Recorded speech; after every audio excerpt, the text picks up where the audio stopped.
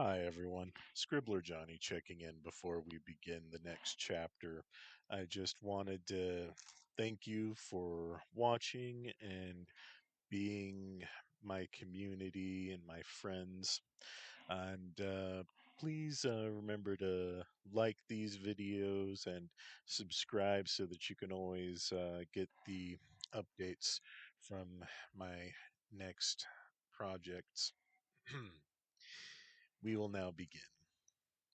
Nemesis Sensei, Chapter 5.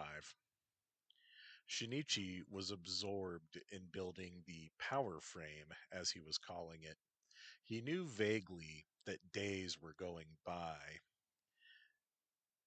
and at one time Hanako chimed at him. Shinichi, this is a reminder to take the day off. Thank you, Hanako, he said, taking a deep breath and grinding out his cigarette. He stretched and he texted Akane. Hi, do you feel like catching a movie? He asked. You really want to just hang out? She replied. Yeah, we're friends. We're special friends, Shin. But yes, you can take me to see anything. I'm not picky. Shin texted Hiroi. What's that movie that you were going to see with Megumi? Mermaid Mountain, Hiroi replied. Shin mentally thanked him and looked up showings. And so Megumi found herself not wanting to go home. What's the worst that will happen? Your mom keeps your allowance? Emi asked. They were watching a movie about a tailor who was a secret kung fu master. Okay then, I'll stay. I'll just text my mom to let her know where I am. Megumi was still naked and she was loving the appreciative glances that they both gave her.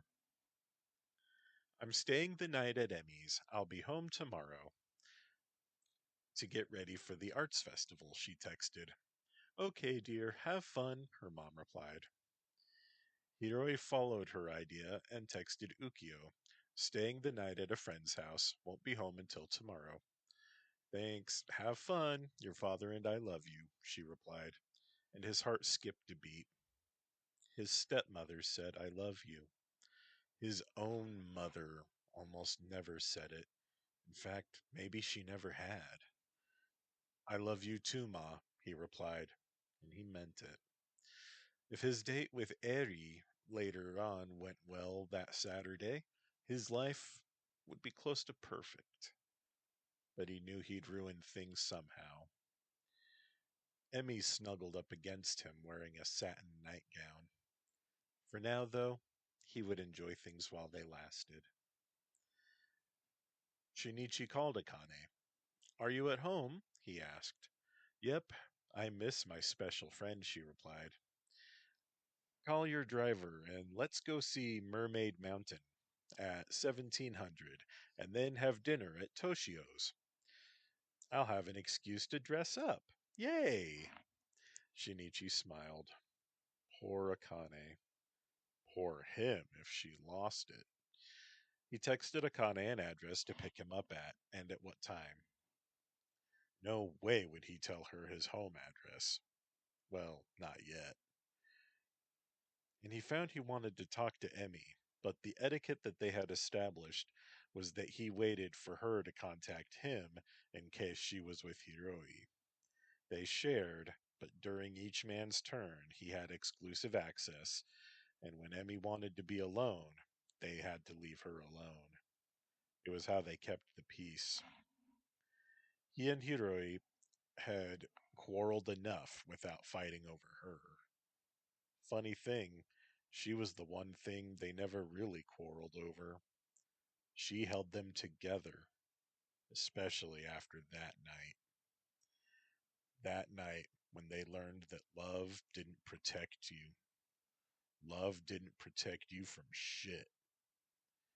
They learned how deep their loyalty went, down to the bone, it turned out. It had rained buckets that night. Shin had almost gone into shock.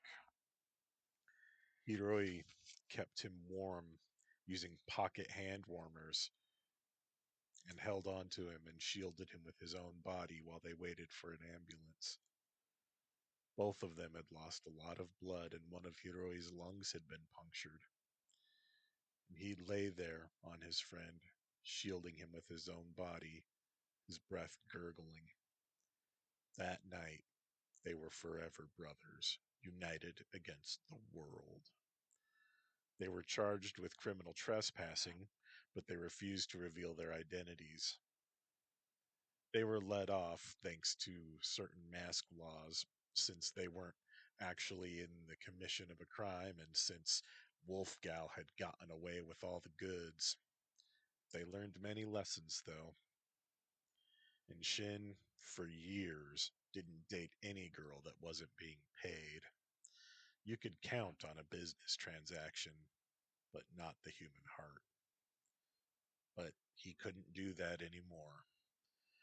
And then Emi came back, and then Mizuki turned out to be a lesbian.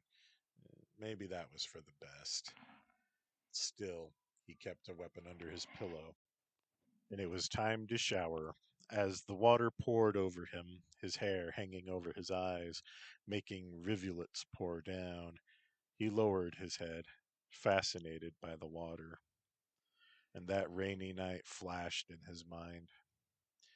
Craftsmen set the charge, and the steel door of the maintenance shed. They knew something valuable was inside. Fire in the hole! Fire in the hole! Fire in the hole! Craftsmen called out, following protocols. Pivot and Wolfgal covered their ears and opened their mouths.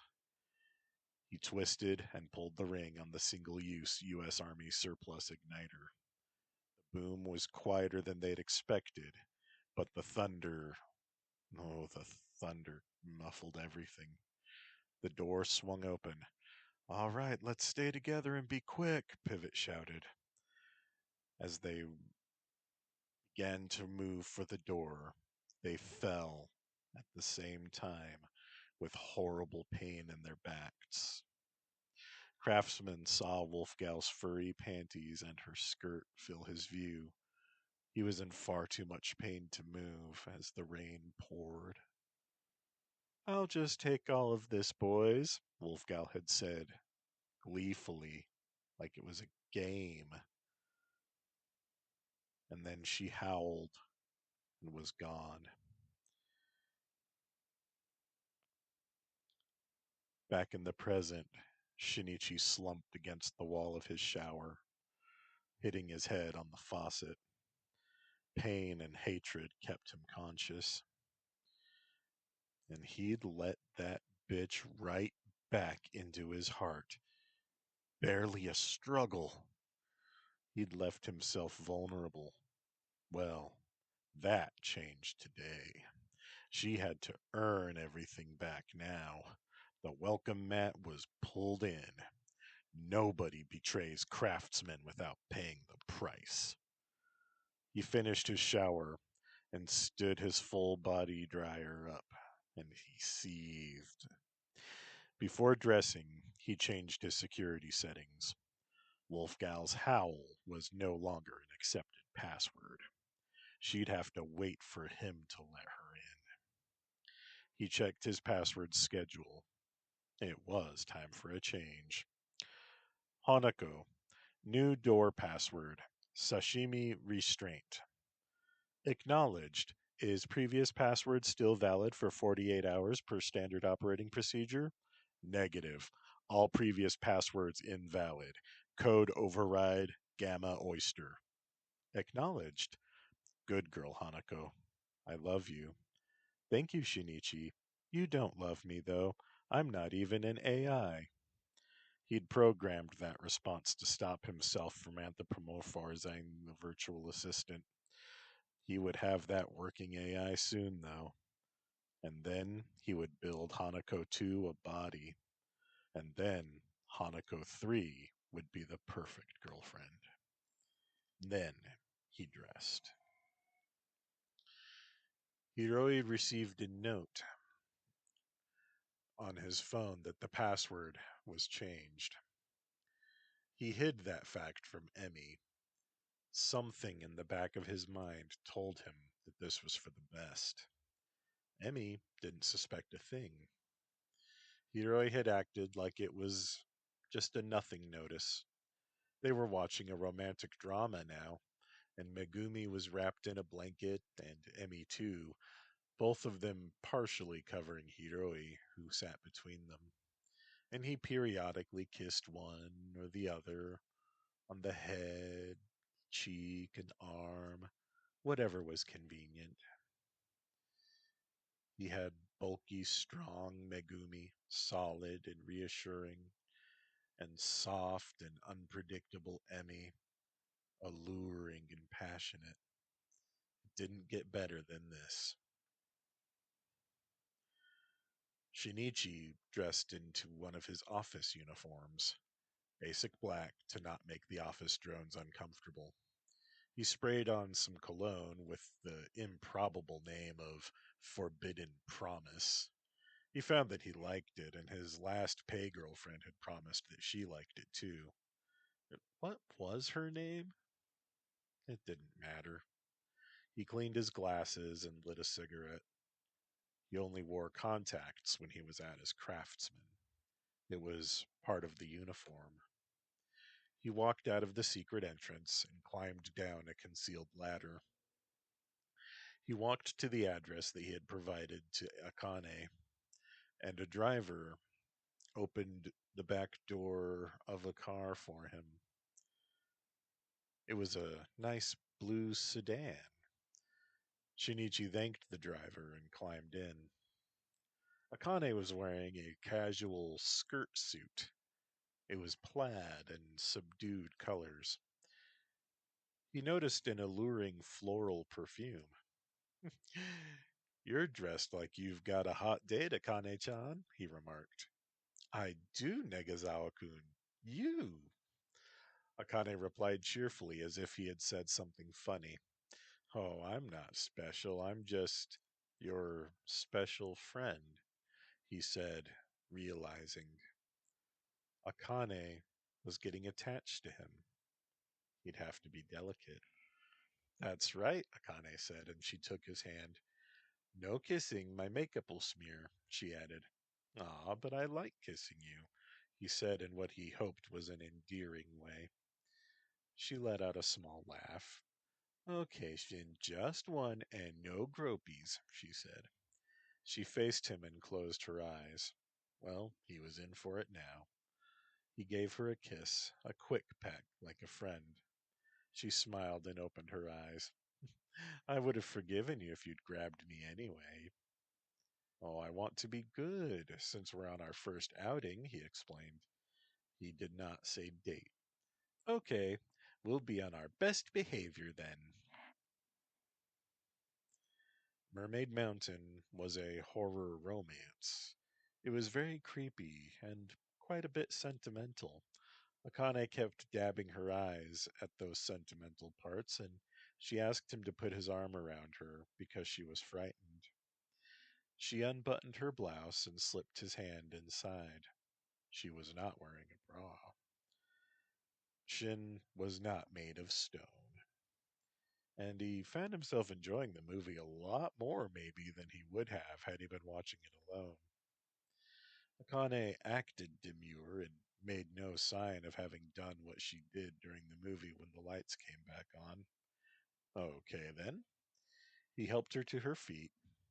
Her blouse and her jacket were primly buttoned, he noticed. What did you think of the movie? Akane asked. I liked it, he replied. Toshio's was very busy when they arrived. Akane insisted on paying for the meal since Shin had paid for the movie tickets. He was not too proud to accept. Now, I would like the most romantic meal, please, she asked the server. The waitress smiled shyly and said, Right away. After she left, Shin said, Romantic? But Akane-chan, we're supposed to be friends on our best behavior.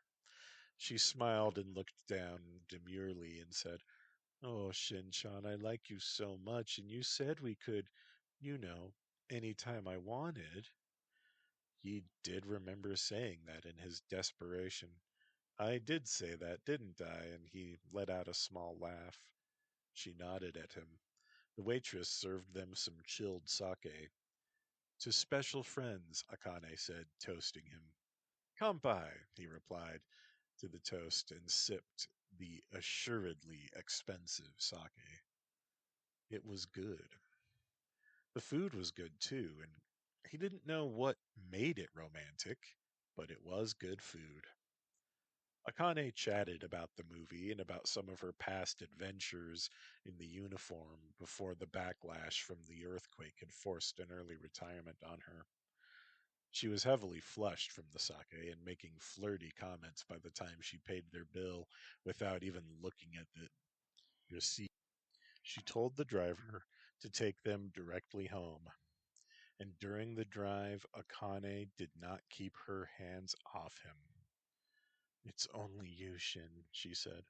I don't have a boyfriend. She kissed him passionately, but none of her lipstick smeared at all. Why did she lie so much? Is it okay if I fall in love with you? She asked.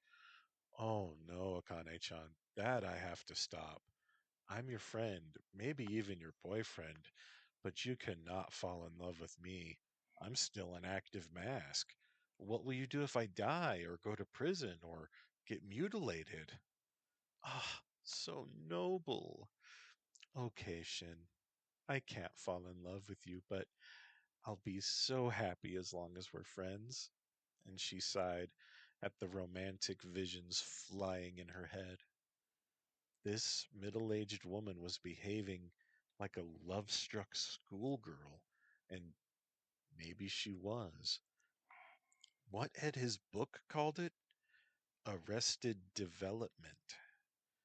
Maybe she was still an emotional teen because of all the trauma she'd endured. What had she gone through that he still didn't know about? And his mind filled with visions, Golden Carp bent over a fire escape being taken from behind. Golden Carp forced to her knees. He shuddered. Like him, was sex all she knew of love? When the car stopped, she pulled him into her house. Good night, Tatsuya, she waved to the driver. Akane had to lean against the wall to get her pumps off.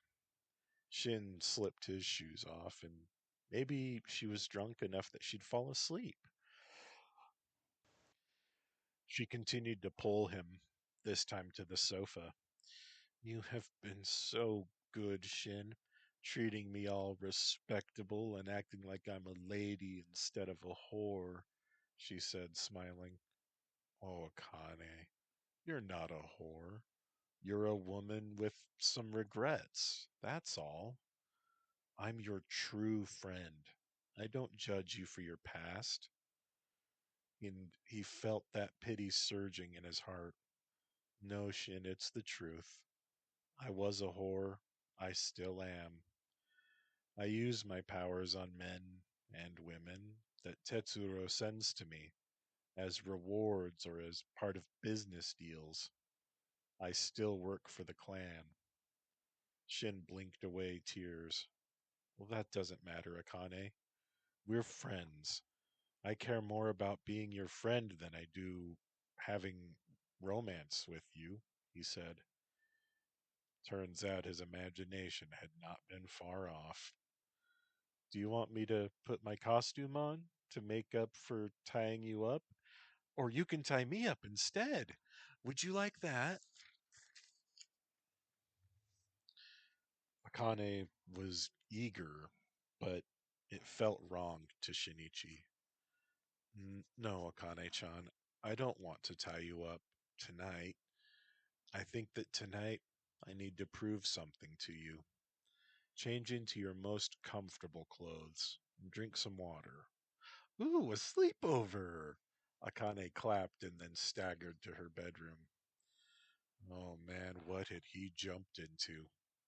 She was his responsibility. He had saved her life. Maybe it was karma. Shin had never been a good Buddhist. Akane looked a bit more sober when she returned, wearing a nightgown that belonged on one of those best friends forever books for girls, bows and everything. He smiled and took off his jacket and his tie. He unbuttoned his collar and stood up. Let's tell scary stories, he said. Akane clapped. Okay, but not too scary. And she led him to her nest. Okay, good, safe place. Do you have any pajamas for me? He asked. Yep, I set aside a pair of pants just for you, drawstring and all. Well, okay. Akane looked away demurely while he changed. So far, so good. I just want to sleep over tonight, Shin said. Not just acting good, but being good. No sex, okay? Akane was visibly disappointed. Why not? I was going to show you my tricks. You earned a reward. He shook his head. I want to prove to you that you mean more to me than sex. Okay, then. But if I decide to seduce you, please don't get mad, she said. She was evidently compromising. Okay, he agreed. So they sat on the bed and covered up in blankets and told each other scary stories to give each other chills. Akane did not flirt, and neither did Shin. He really was not the guy for this. It was all noble and crap. Akane yawned before long and cuddled up behind him and laid down. Okay, safe. He lay himself down and tried not to think sexy thoughts. Akane woke up in the middle of the night, her bladder fit to burst. Always when she drank. She used the toilet and wiped, then drank some more water, just like Shin had said earlier. He was so mature for his age. He really meant it when he said he didn't see her as a whore. But she couldn't fall in love with him. He was 23 years younger than her. He was still masking, oh, but he was so good to her. He acted like a real boyfriend, and he was gentle and kind in bed, too. What was the right thing to do? She didn't know, but she knew what she wanted to do. She sipped some more water and turned off the light in the bathroom. She climbed into bed in front of Shin, and she showed him all the different things her vibration powers could do to someone she loved. Fade out. Megumi woke up the next day feeling euphoric.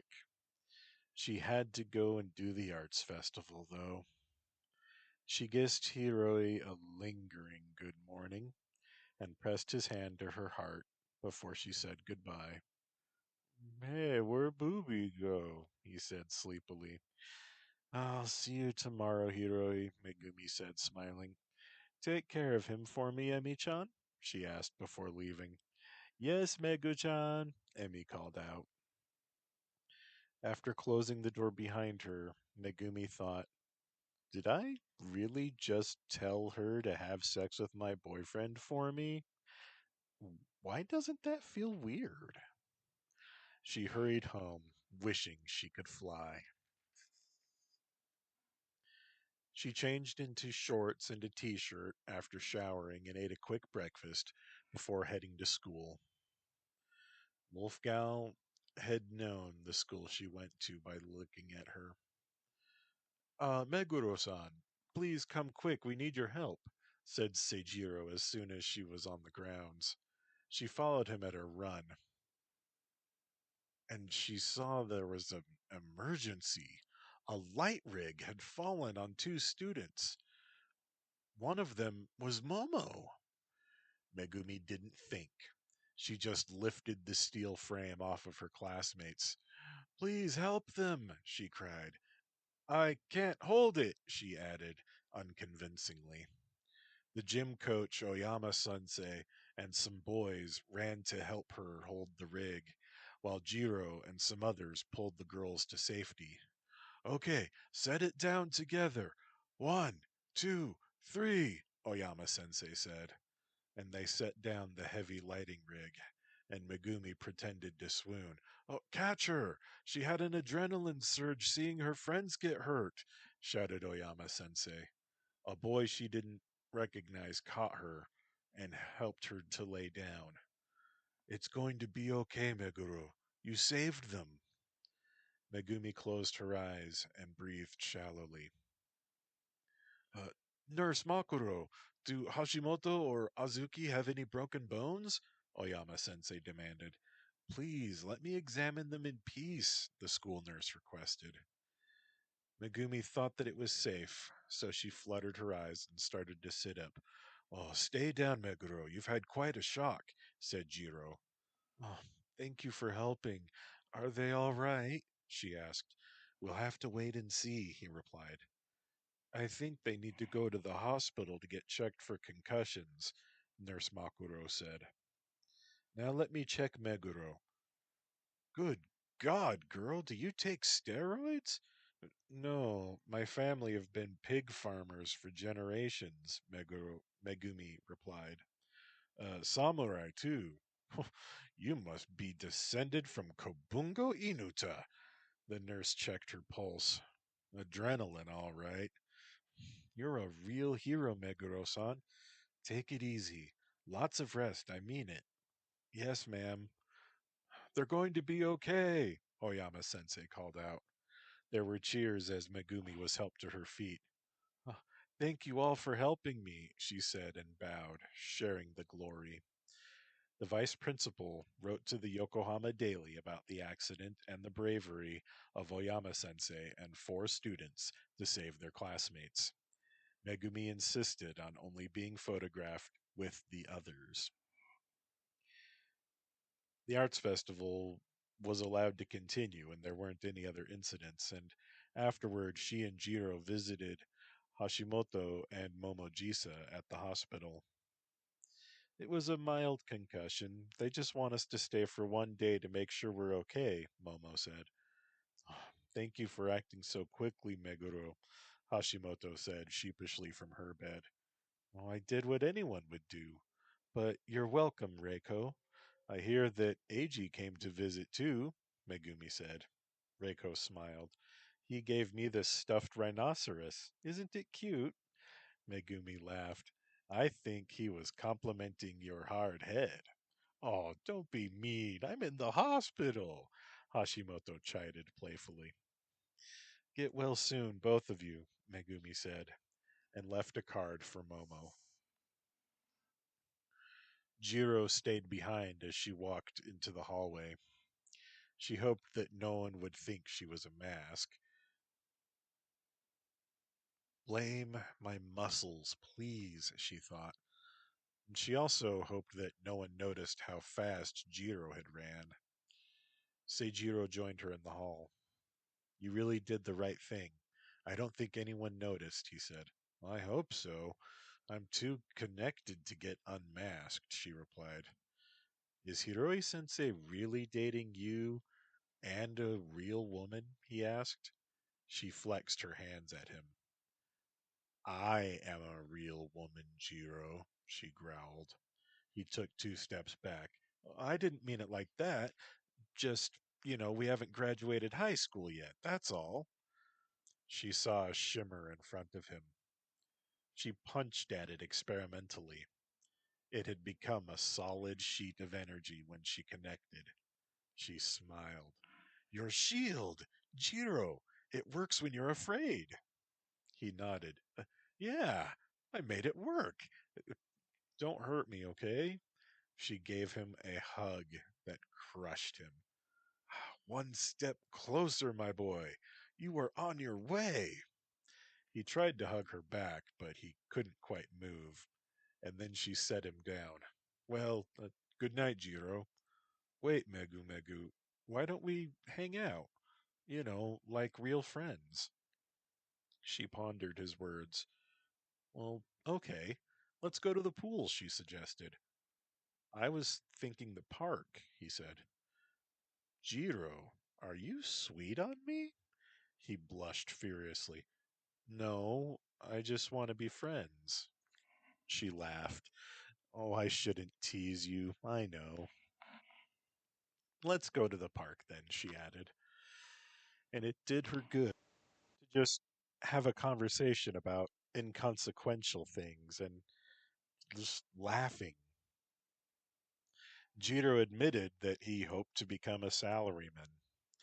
He didn't want the pressure to be excellent. He was happy being proficient, and Megumi could respect that. They sparred a little bit. Megumi won their 3 matches, and Jiro won one. She left him with a sisterly kiss on the cheek. He didn't admit that it was his first kiss of any kind. And later, Hiroi met Eri at the Let's Super restaurant, right on time. He ordered a mocha and Eri a cappuccino. It's nice to get out and have no obligations, Eri said, smiling, and then she sighed a little, waiting for her coffee to cool enough. Hiroi also ordered a BLT with extra tomato. After insisting it was his treat, he convinced Eri to order a chicken club sandwich. Their waiter was dressed like a character from an old TV show called Neutron Sailors.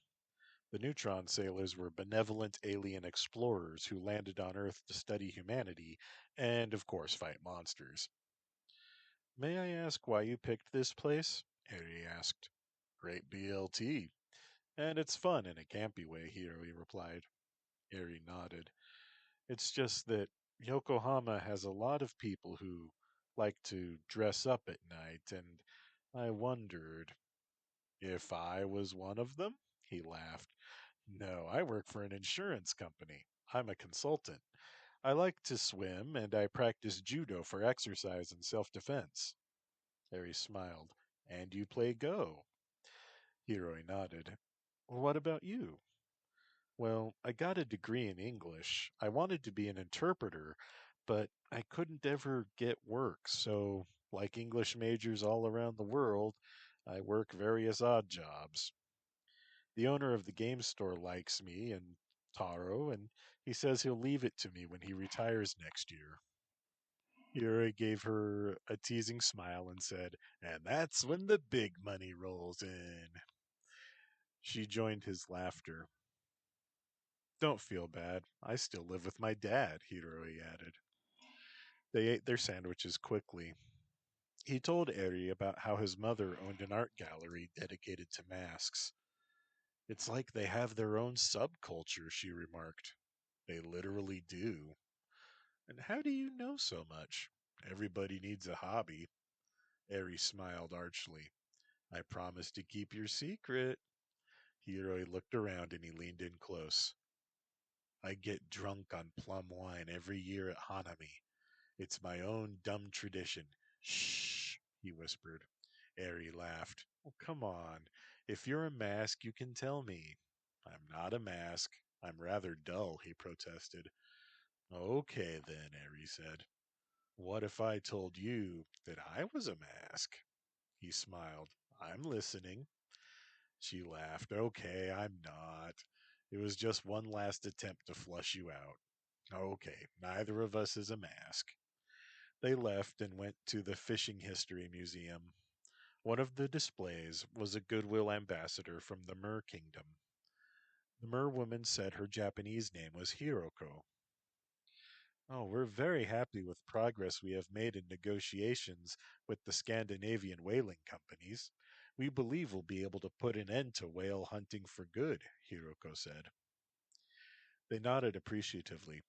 Hiroko-san, Eri began, do any of your people have special gifts that others don't have? She asked. Hiroko pondered this. If this is about that myth about eating merfolk meat and becoming immortal, it's simply not true. Eri was horrified. People believed that? How awful! Hiroko submersed herself briefly and then resurfaced. Yes, awful. Learning your language became a top priority a long time ago, Hiroko explained. What Eri meant was, do some of your people have superpowers? Hiroi asked. Oh, like your masked people? No, we don't have anyone like that, Hiroko said. They thanked her, bowed, and left her office. Hiroi studied an old anchor, and he said, I always imagined merwomen would have long hair. Too many movies, chided Eri. Good, too. Not staring at her breasts the whole time, by the way, she added. Well, I'm sure she's used to getting stared at, but they are just breasts, after all. She wasn't seducing anybody, Hiroi replied. They left the museum together. Did you bring me there to prove a point of some kind? Eri asked. That I'm a nerd. Eri laughed. I guess you proved that. Another time we can do something more fun. What do you say? Hiroi asked. In response, Eri kissed him on the cheek. Let that be your answer. Until next time. And she walked away, leaving him standing outside the museum. He watched her go. Well, that was nice. No emotional roller coaster, no anxiety, just enjoying another person's company. He should date mundanes more often. Megumi texted Emi, we're going to see a movie tomorrow. Should I plan on some groping?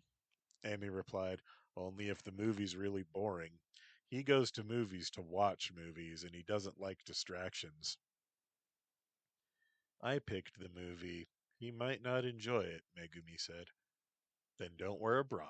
He'll be glad to have something to play with. Emi replied, and then sent a laughing emoji. But my nipples are really sensitive. I don't want to moan and let people know what we're doing. Then pick seats that are on the side, near but not at the back. Hardly anyone will sit near you. If all else fails, bite a handkerchief.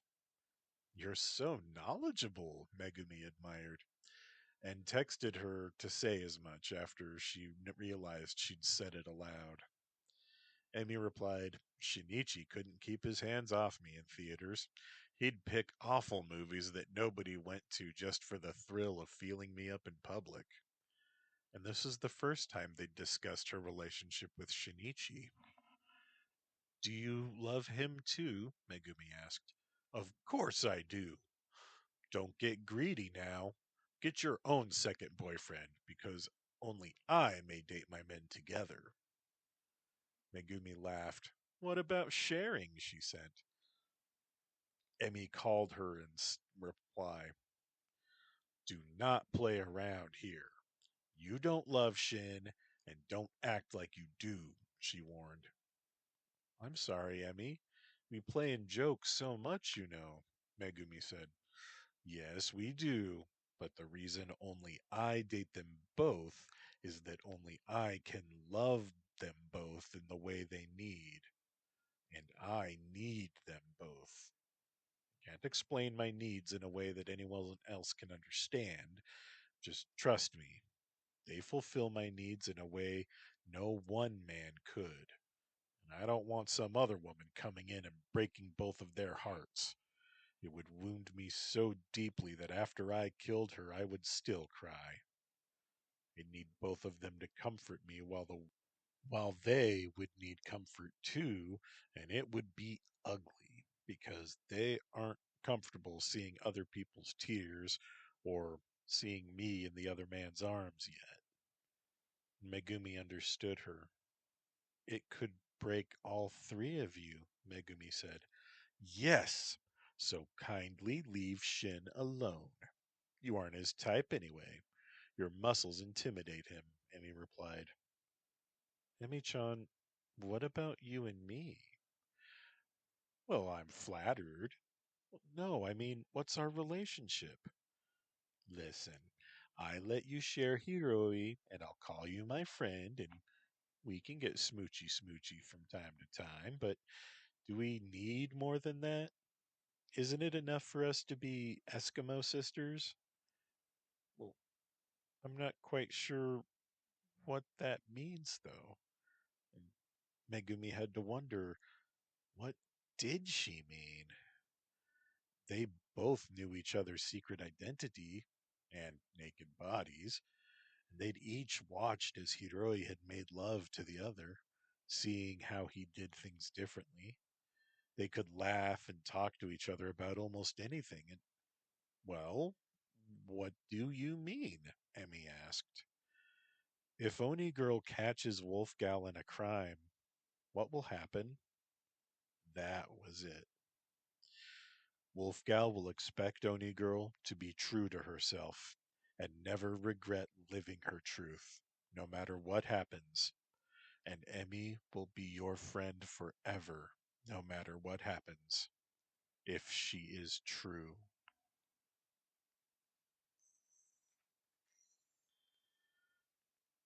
I don't know if I can live without regret, Megumi whispered.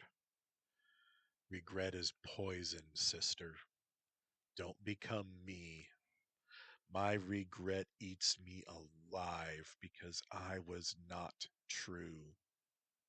I, and Emmy began to sob.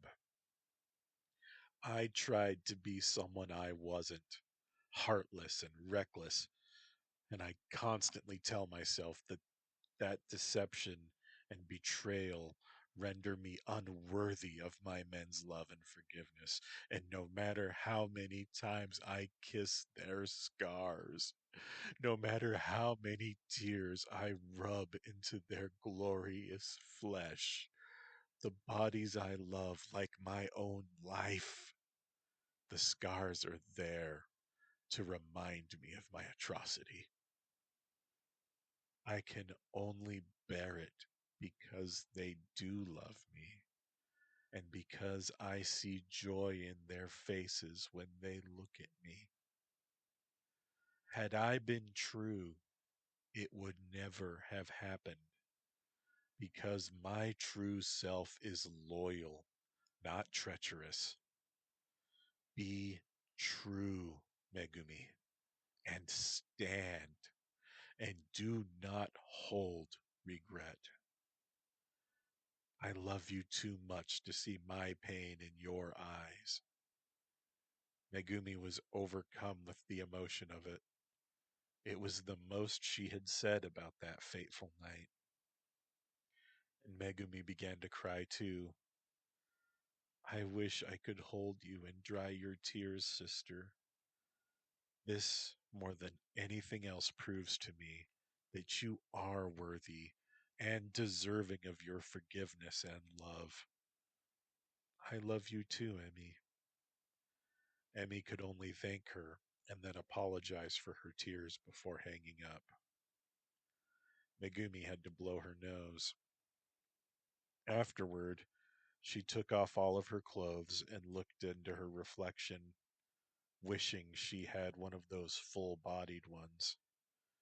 She moved it to look at her back, where Hiroi and Shinichi's 4 scars would have been if she had her own set.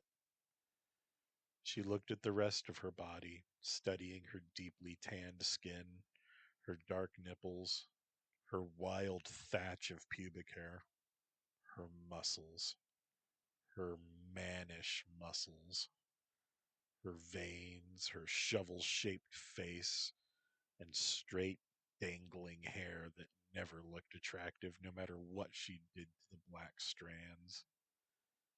She found nothing attractive about her body, but Hiroi and Emi both admired it and had called her hot.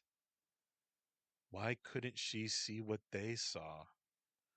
Why did she see only an ugly, unfeminine creature instead of a lovable woman? She should be able to love herself. Feeling miserable, she set the mirror down.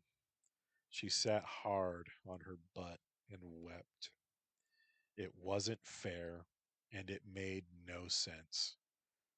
This was the part of a movie when the ugly duckling became the swan. She'd saved lives. She was loved. She knew her path and her truth. Why was she still wretched? She dried her tears with a tissue and mechanically put her clothes back on. There were no answers to her questions of self-worth to be found looking in her mirror. Only her inner self could tell her her own worth. Breathing deeply, she straightened her shoulders and told herself that she was deserving of love and admiration, that beauty was a changing and mutable concept that had no impact on her value as a human. Now, she just had to believe in those words. Emi ascended to Shinichi's secret entrance, ready to give him some explanations and apologies and give him mouth present to make sure he still loved her. She howled at the speaker and smiled. The red light glared at her silently. Her howl always worked. Shin never made her learn passwords. That must mean he didn't love her anymore. She hadn't given him enough sex to keep him happy. She cried and slipped to her knees, sobbing and gulping for breath. She felt worthless. Shin, please let me in. I'll give you mouth present and dance for you and play the game where you rescue me and anything you want, she wailed, the tears burning her eyes. Silence from the intercom. She pushed the button. The speaker played Shinichi's voice. I'm away. If you're supposed to be here, you know the password. If not, figure it out. She didn't know the password, so she was unwelcome. But Shin wasn't home. She could call him and let him know how he'd let her in, and then she could give him a big sexy surprise, and he'd love her again, and they'd do her new, better plan. And then they'd be rich and go live in the country as husbands and wife and other wife, and she'd be happy and they'd be happy. So she called Shin on the phone, excited and trembling at her knees. It went to voicemail after 2 rings. She began to weep anew. Shin-chan, I love you. Please let me in, and we'll do whatever you want, and I have things that I want to tell you. Important things. Please let me in, my special builder with the soft eyes and sexy hair. She sobbed. She hoped her message was intelligible. She hung up and looked at the red light hopefully. Shinichi listened to the voicemail immediately, there in Akane's bed in her nest. Reception was bad in there, though. He might not have taken the call anyway, but hearing the naked suffering in Emi's voice tore his heart, and his resolve crumbled. He woke Akane. I have to go, dear. I want you to know that I care. I will come back. Akane smiled sweetly. I know you will, Shin-chan. You proved to me what I mean to you. He nodded gratefully and called a taxi. He sent the open command to his secret door and dressed quickly. He would not leave Emi to cry outside his door feeling unwanted. His anger and pride would not make a woman he loved suffer. Emi saw the light turn green, and she crawled in, pushing the panel with a howl of joy. Shin still loved her. First, she went to the bathroom to wash her face, and then she put on some makeup and glitter on her cheeks and her décolletage and on her butt, too. He would love that, sparkling like a fairy. And then she stripped to her underwear and put on a mask. Not a Wolfgal mask, just a basic domino mask, like in one of those sexy movies. Then she sprawled in his bed and took a selfie. Waiting to make your wish come true, she sent with the picture. She hoped belatedly that her purple underwear didn't make Shin think of Pivot. That would be a disaster. She then remembered to take her medicine, like her men wanted, and went back to the bed and waited. The taxi seemed to take forever, especially after that picture. And then Shin realized this could be a honeypot trap.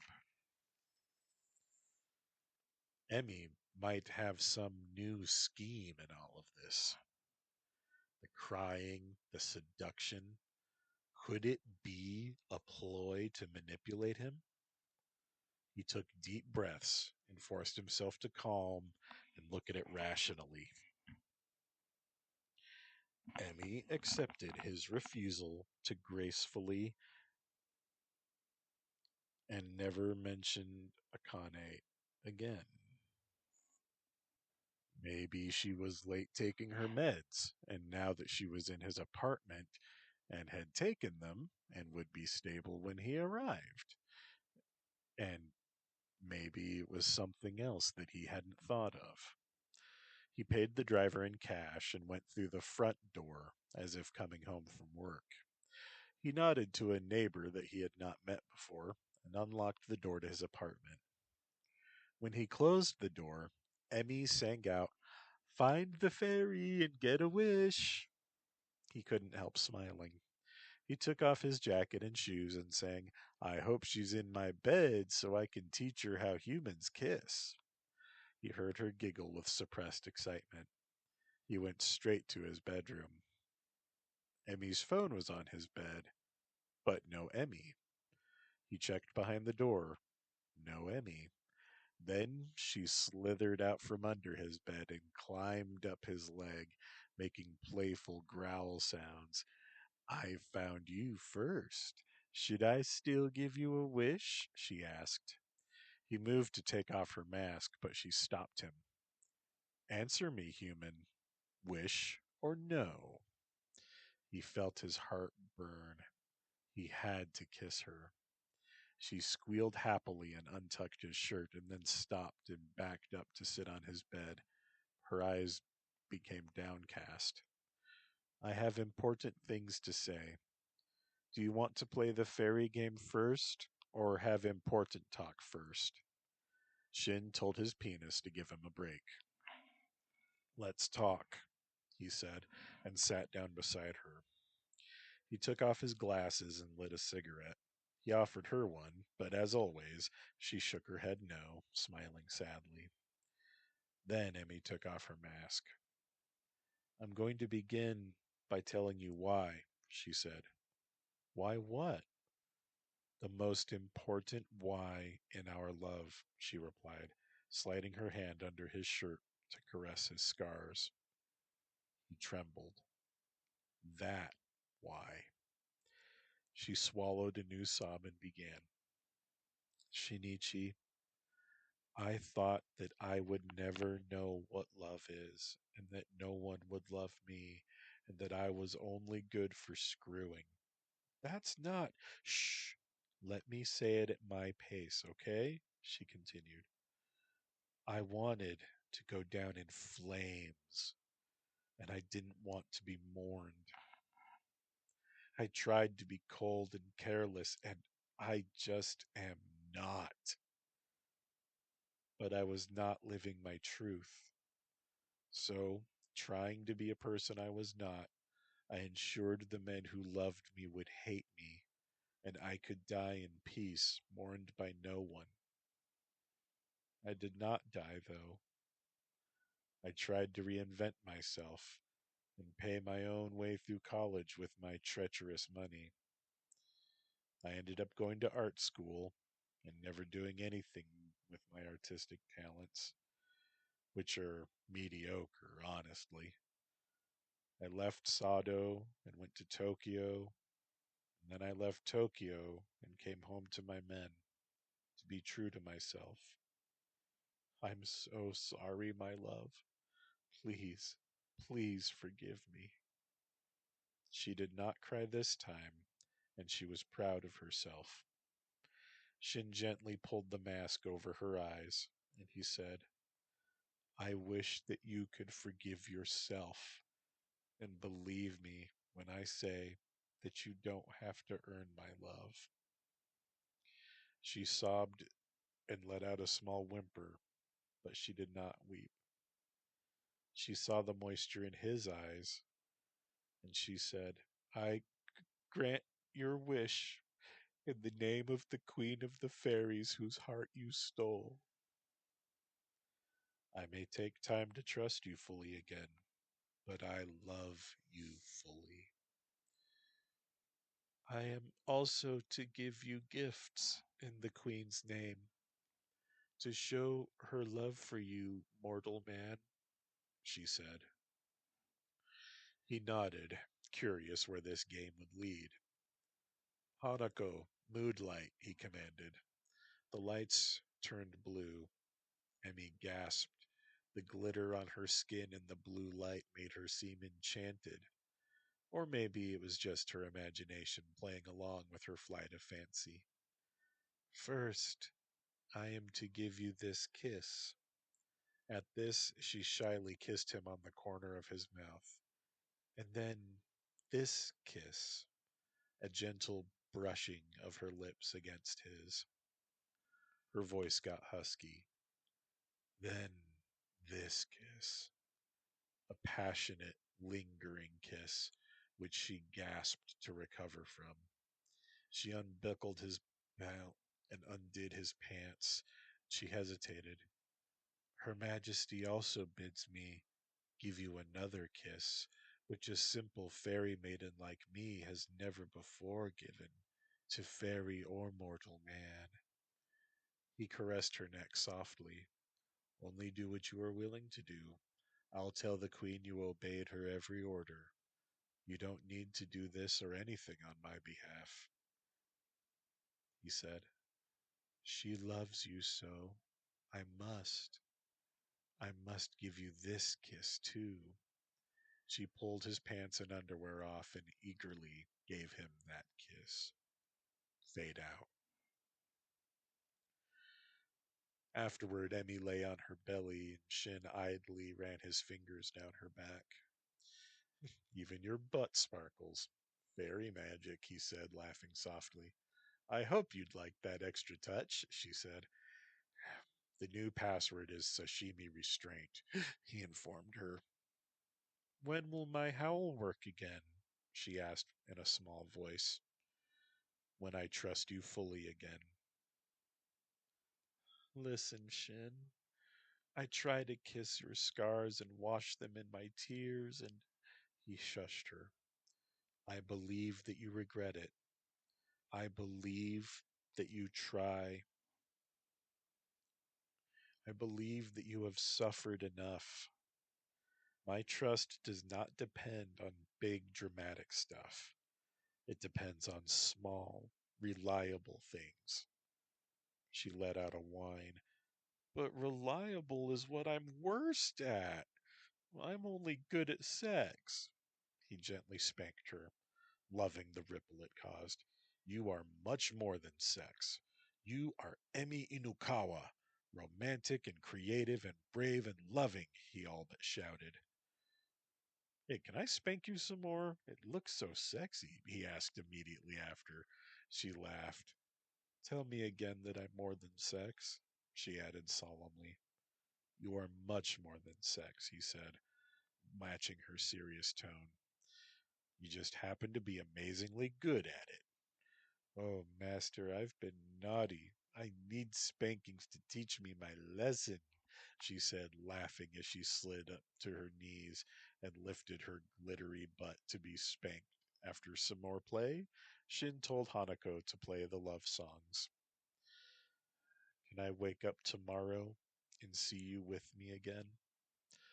Yes, I'll be here with my mouth all hanging open, all gross, and let you see me like that, she said, and then faked a snore. Did I really steal the Fairy Queen's heart? He asked. Yes, and her servant Peach Blossom's heart, too. Wait till I give you Fairy Queen mouth present. I read this thing on the internet, she said, bouncing up. And then I had one more important thing to discuss, she said. Okay.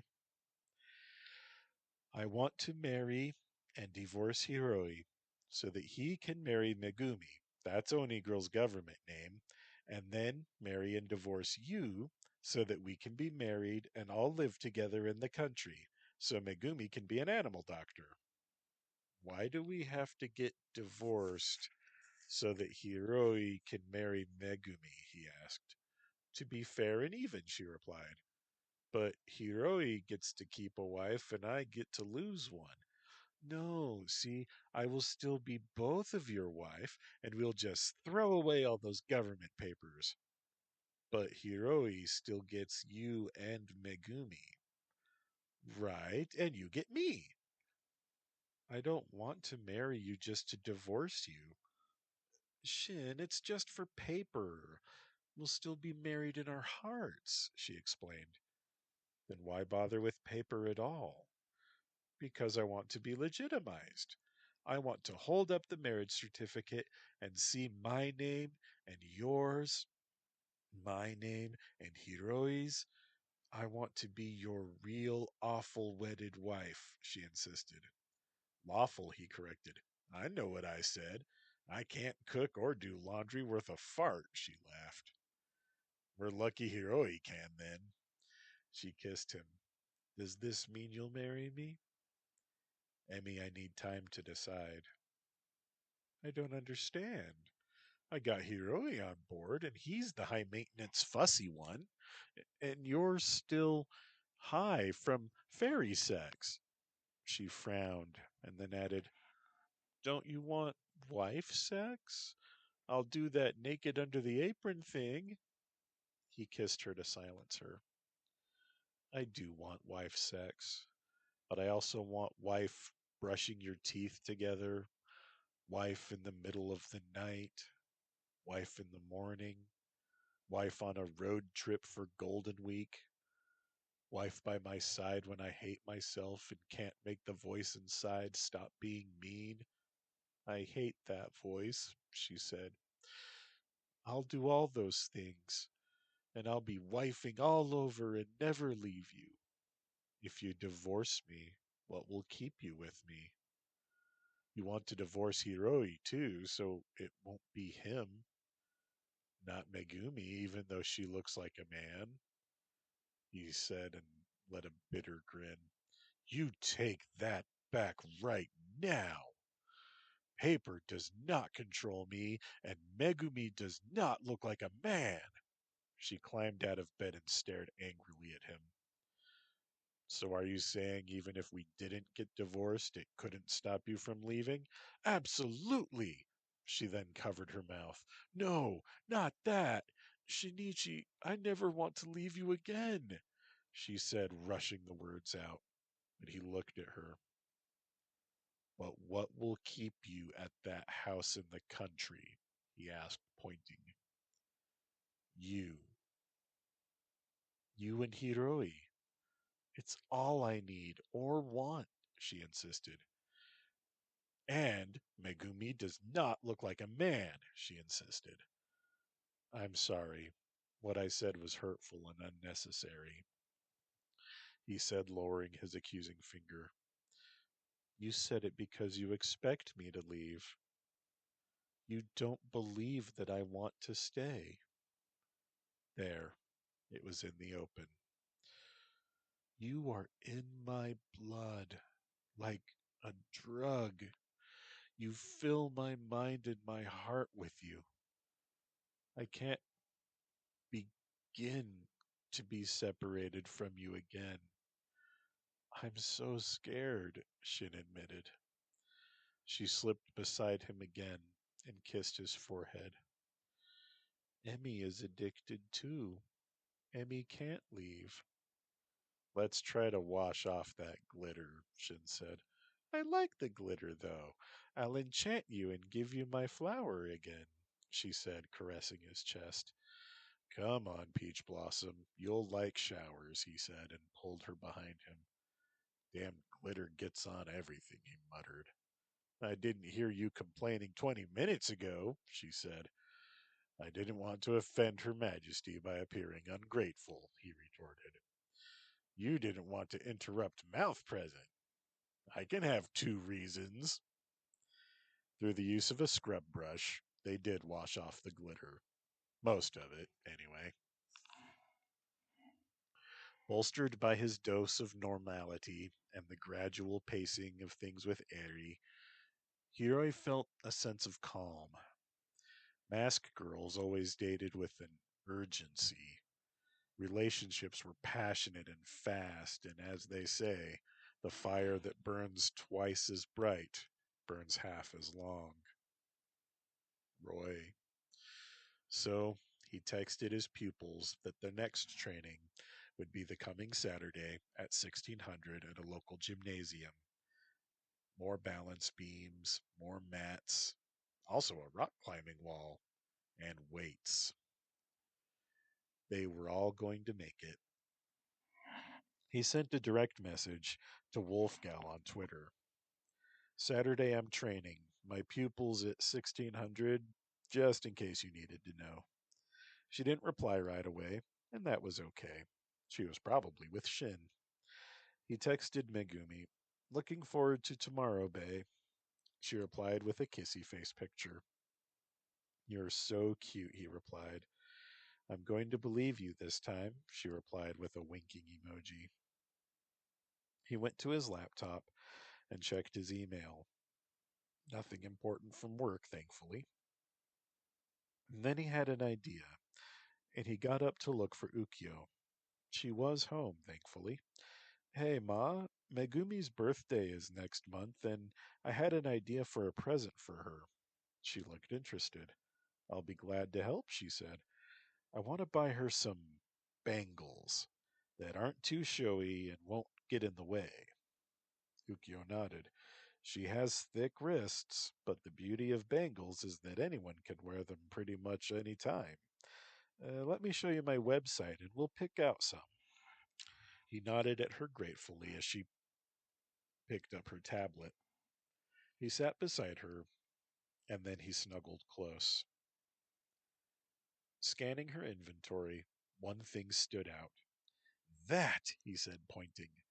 Chinese zodiac bracelets. That one with the tiger.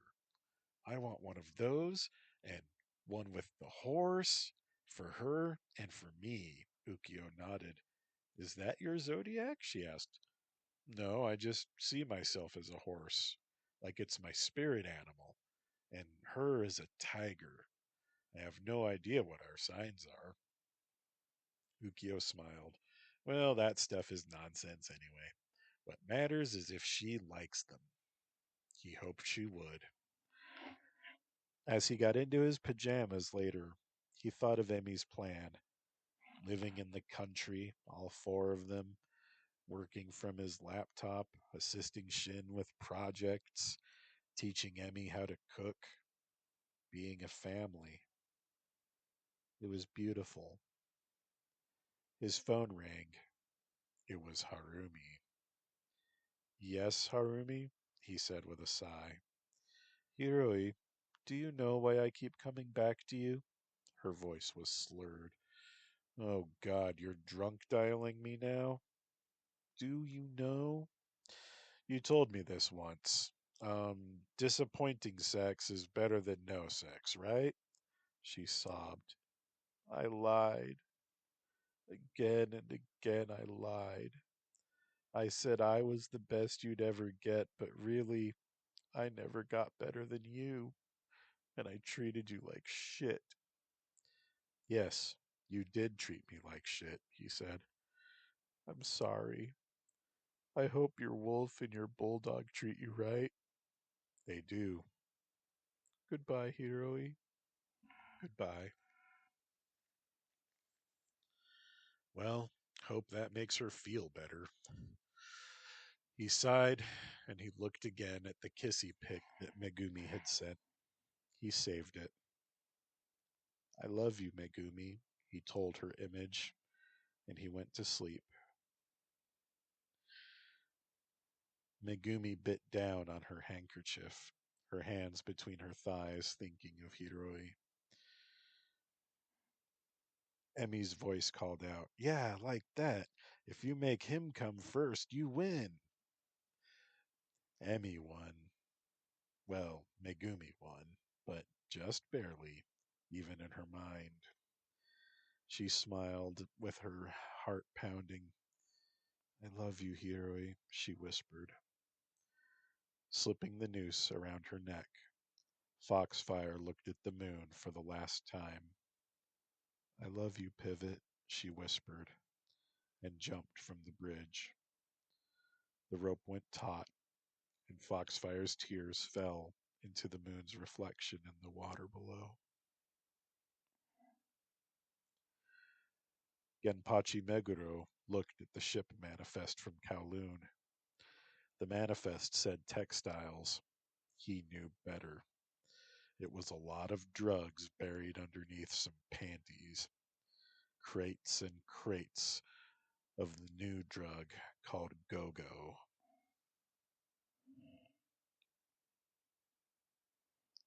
He cursed himself and signed the documents. The harbor master, Musashido-san, nodded as he took the paperwork. "Take the next week off, Meguro. You earned it," Musashido said. "Sir, I'm happy working here," Genpachi said. "I'm glad. I'm sure your wife and children will be happy to see you. I'll see you next week." "Yes, sir. Thank you." Genpachi hurried home. Someone ought to do something. Hiroi bought tickets for Mermaid Mountain for the 10 o'clock showing. Hardly anyone would be there, so he wouldn't feel anxious. Megumi wore a powder blue button down blouse and a tartan skirt with big pleats to show off her legs. She also packed a folded handkerchief in her purse. She brushed her hair and tied it back with a white scarf. "Won't ruin my day today, hair," she thought, and smiled at her reflection. She felt cute. Hiroi dressed in khaki slacks and his green Keep It Dancing Bro t-shirt. He and Shin liked the dancing cartoon on their shirt and the motto so much that each of them bought two and tried to wear them together sometimes. Fun today. No stress, no worries. He tweeted, "I'm going dark today, friends. No worries." And he turned his phone off. He picked Megumi up at home, and they rode the bus to the movie theater. "You look cute, Bae," he told her on the bus. "Thank you," she beamed, her square teeth gleaming. Uh-oh. The gift could backfire. Damage control mode. "You're my tigress, noble and fierce," he said softly. She laughed. "Noble and fierce. What about you? Are you a tiger too?" she asked with a playful growl and a scratch up his thigh. "Not me. I'm a workhorse." "Good thing I'll be a vet, huh?" Mask Twitter was exploding with the news of Foxfire's suicide. The lovers both had their phones off, unaware. Someone said, "She and me never got along. She loved Pivot once, and she's a Yokohama mask. She's one of ours."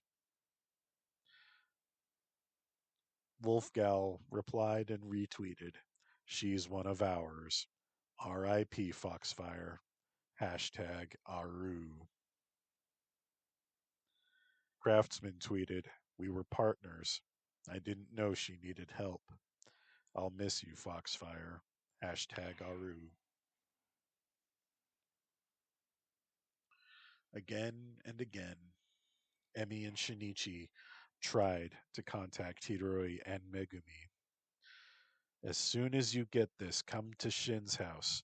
Immediately, do not look at Twitter. Just come here to talk to us. Emmy sent a text message, and then she hugged Shin. Mermaid Mountain was scarier than he thought it would have been.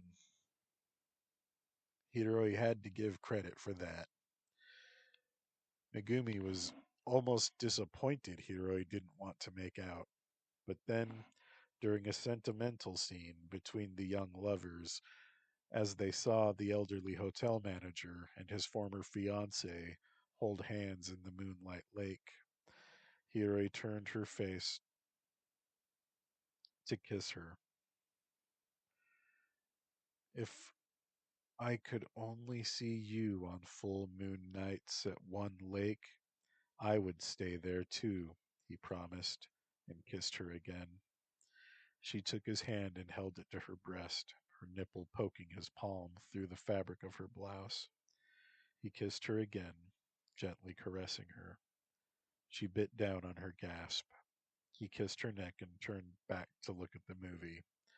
The monster was stalking the young man through the forest now. Megumi pouted, but grudgingly enjoyed the movie. She held his hand. He gave her hand a squeeze. The hero plunged the hotel manager's family heirloom spear into the monster's mouth, and the old man had a heart attack from the fright.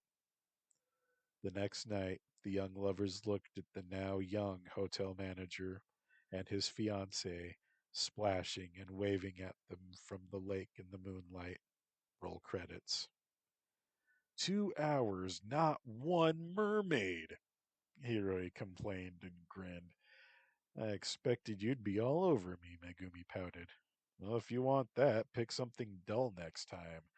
Like, that movie about the butler, Hiroi said.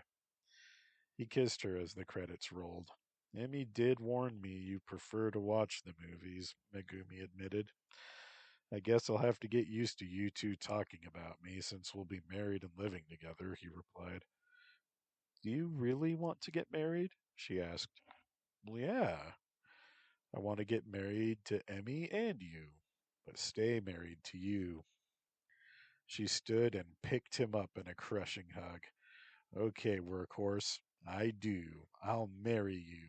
And she swung him around and kissed him. Please put me down, he wheezed.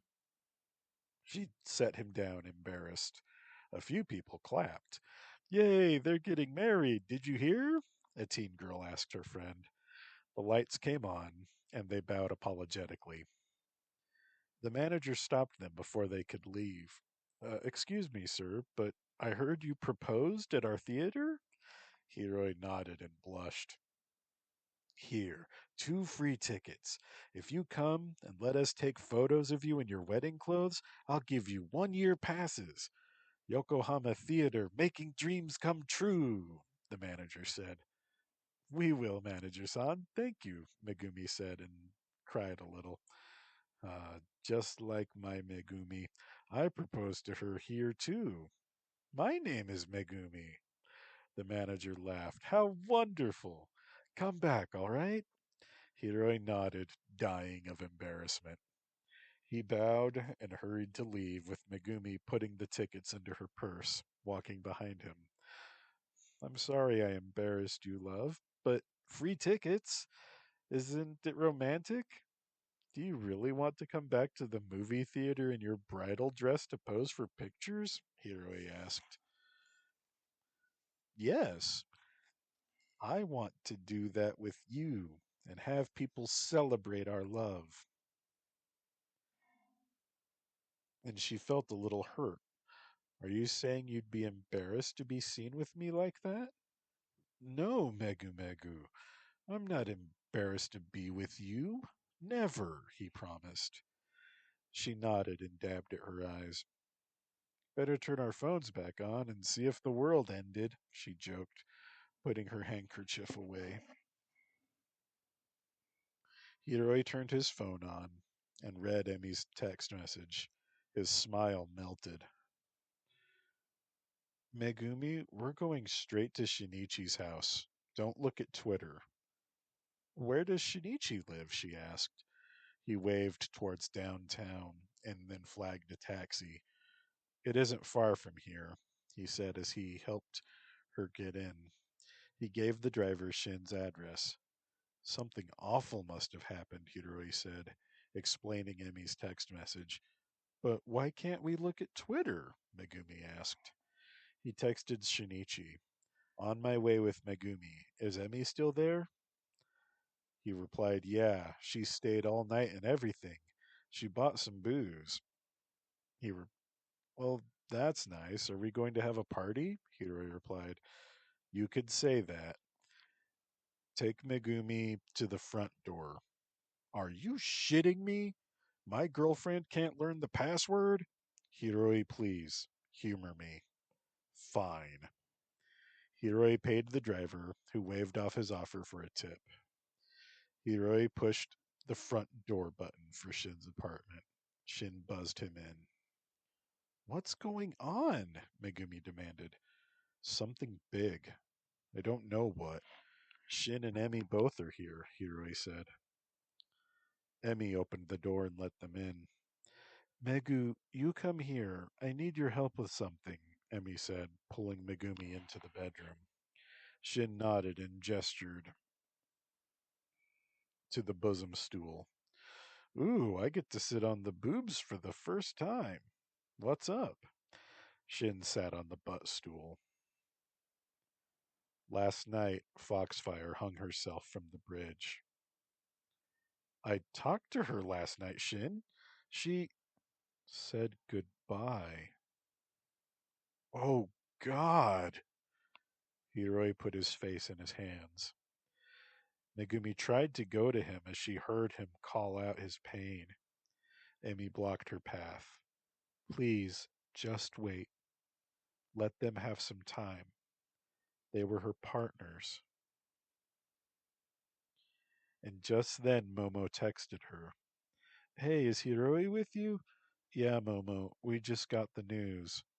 The movie was good, by the way, Megumi replied. Okay, she said aloud to Emi.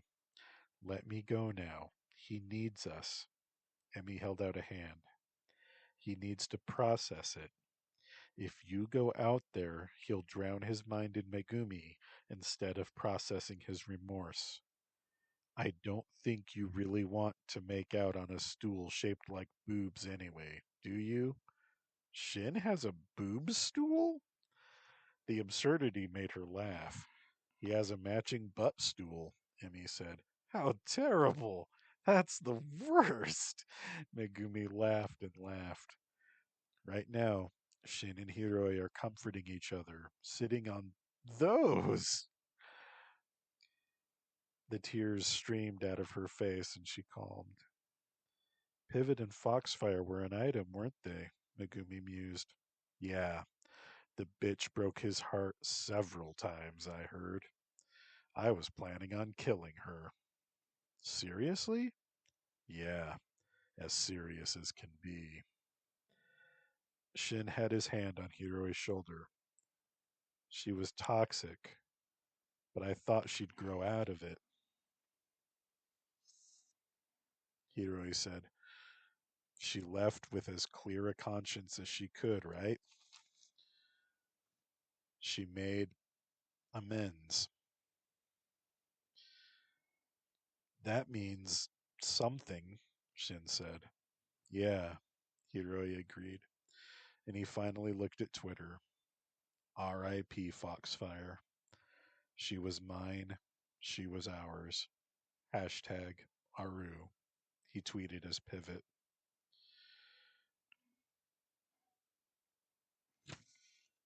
Emmy looked. Okay, now let's join the men, she said. Megumi sat on Hiroi's lap.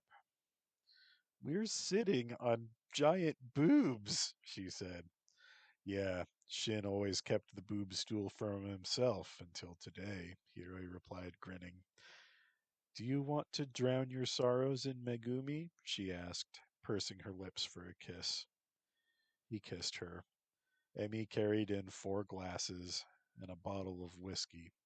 She set them on the coffee table and began to pour. To Harumi Ota, to Foxfire. She was a bitch, but she was one of us. Foxfire! Emi toasted. Foxfire! The others toasted and drank. Shit, Megumi, you're underage, so no more for you, okay? Emi said. Megumi coughed as the whiskey burned her throat. I don't want any more, Megumi said. She went to the sink and rinsed out her glass. Yuck, she said, and drank water from the same glass. Emi said, Megu, please stay so that my boys behave themselves. If you left us alone with just the whiskey, they'd get ideas. Emi was flushed after 2 drinks. Don't pretend you don't have the same ideas. Late at night with your fingers busy, Shin accused, lewdly waving his own fingers about. Yeah, only reason you never suggested it was because you were worried we'd get jealous. Joke's on you. You brought us closer together than anybody, Hiroi said, laughing. Megumi walked back to join them in the living room. Is it appropriate to talk about this now? Megumi asked. Life is for the living. And what is best in life? Emi asked. Sex? Shin shouted. Love, Hiroi cheered. Megumi resumed her seat on Hiroi's lap. She took his empty glass gently and set it down. Let's not drink to oblivion, guys. Let's stop here and have some fun, she suggested. Well, my plan was to have a drunken orgy, Emmy admitted. I vote orgy too, Shin cheered. I was thinking we could watch a comedy show, Megumi said. Aw, she doesn't. Orgy porgy, friends and fun. Kiss the girl and make her one, Emmy sing-songed. Hiroi picked it up. Hug me, honey, snuggly bunny, love's better than Soma. Megumi shrugged in confusion. It's Brave New World. It's a classic, Emmy insisted. Sorry, I don't think I want a grief-stricken drunken orgy, Megumi said. I vote TV too, Hiroi admitted, but I also vote we get cushions and blankets on the floor so we can be snuggly bunnies. Snuggly bunnies! Emmy cheered and drank. Shin put down his half-empty glass and picked up a cigarette. Best to get this out of the way before Snuggly Bunnies gets underway. Megumi thanked him. He nodded. I know some people hate smoking. Can we talk outside? Shin asked Megumi. She accompanied him to the normal balcony. He slid open the door and followed her out. He lit his cigarette after making respectful distance from her. Shin gestured to a chair. She sat. Hey, Megumi, we're weird. We all know it. Masks, we're all weird. She nodded. Glad you're with me so far. Shin inhaled deeply. You can say you don't like stuff. Like just now, with no pressure. You don't have to go along with anything you don't want. I don't need your permission, she said. I know, but I needed to tell you. Humor me, okay? If I said orgy porgy or whatever, would you have wanted to have sex with me? Megumi asked. That's a dangerous question. First rule of orgy is nobody gets left out. It's rude, Shin said. Have you ever been in an orgy? She asked. Shit, no, but I believe in inclusion. You have the courage to show me your tits, I say thank you and ask if I can touch 'em. Megumi smiled. I was a virgin until Hiroi, but if I ever do have an orgy, I would want people like you there. Shin laughed. Me too, girl, me too. I have had my fill of being left out. Does Hiroi know orgy rule number 1? She asked. Shin nodded. He's my best friend for a reason. We have a lot of the same rules. The world's best friend. The words made Megumi think of Seijiro and Momojisa, and then she had an image of the two of them kissing her. She blushed furiously and looked away, hoping Shin did not see. Have you ever, at the same time, I mean? She asked, still facing away. Well, yeah. I don't get weird about it and act like seeing Hiroi naked is gross or something. I'm comfortable in my heterosexuality. He is too. I'd totally put a woman between us and look him right in the eye as I gave him a high five. Shin smiled wistfully. Our blood mingled, sweetheart. Literally. His blood dripped into my wounds as he lay on top of me, shielding me in the rain. Belly to back, and I didn't think for 1 minute that I hoped no one saw us and thought we were gay. There's much worse things than being gay. He pointed with his cigarette. Like traitorous? She asked. Damned right, he said, and crushed out the cigarette, dropping it into his ash can. He exhaled deeply. So, want to kiss and freak them out? Shin asked. Only if you go all in. I want to have at least one of your hands on my hot ass, she said with a grin. Shin choked. I was half joking, he said. Me too, but one peck wouldn't freak those freaks out. We'd need porno kissing to freak them, Megumi said and laughed. The woman tempted me, he told the clouds. Was that Brave New World again? No, that was the Bible. Did you know we met a god? Yeah, but I didn't believe it until you said it too. He looked her up and down. Not bad at all. I'd orgy porgy you like you were going to be my last. She stopped him at the door before offering it. Never tease an ugly girl, Megumi said. He looked her in the eye, his glasses gleaming in the afternoon sun. I never tease. You want some tongue and a hand on your ass? You want orgy porgy?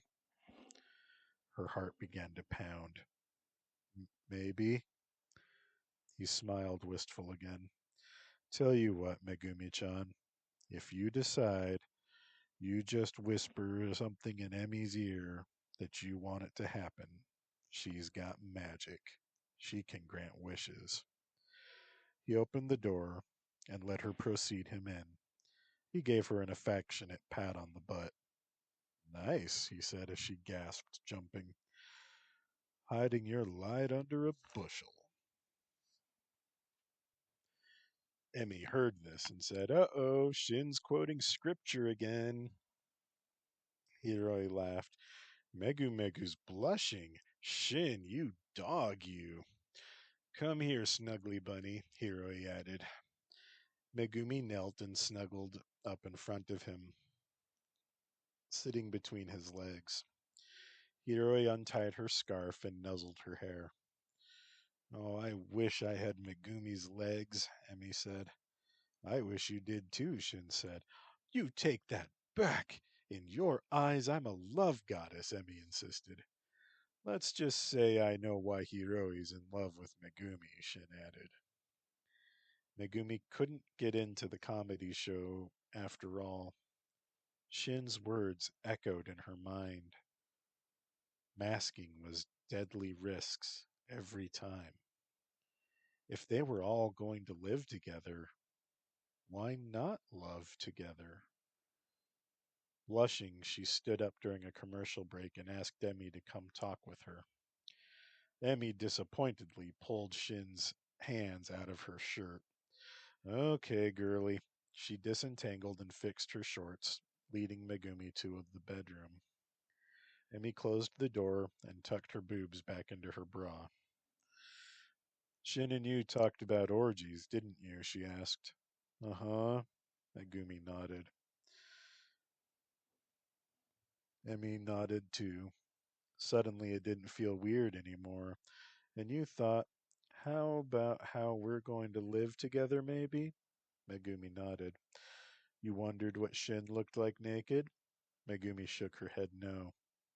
Well, you know what I look like naked. So what was it? Emi folded her arms under her breasts. Best friend, Megumi said.